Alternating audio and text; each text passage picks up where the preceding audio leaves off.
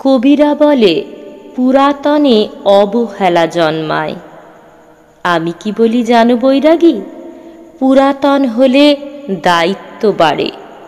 সকলের কথা বলতে পারি নে, তবে আমি বুঝি দায়িত্ব নিয়ে ওই পুরাতনের স্বপ্ন পূরণ করতে হয়।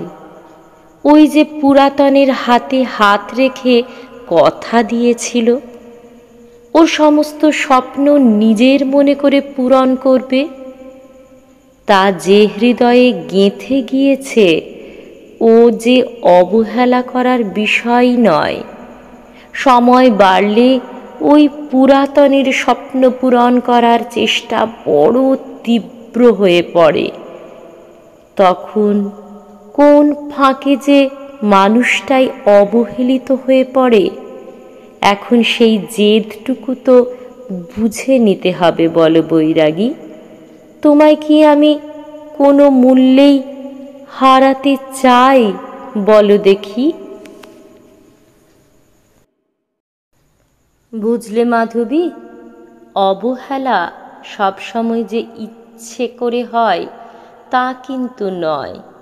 অনেক পরিস্থিতি এমন হাতের বাইরে থাকে যে নিজের অস্তিত্ব অবধি ভুলতে হয়।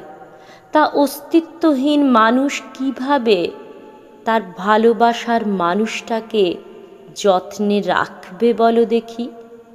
সেই মানুষটা প্রাণপণ চেষ্টা করে প্রাপ্ত আঘাতগুলো নিজের মধ্যে জাপটে ধরে মিলিয়ে নিতে।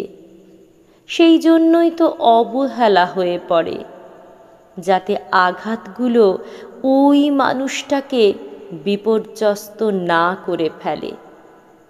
আমি যে খারাপ আছি সেটা যেন ওকে খারাপ না রাখে।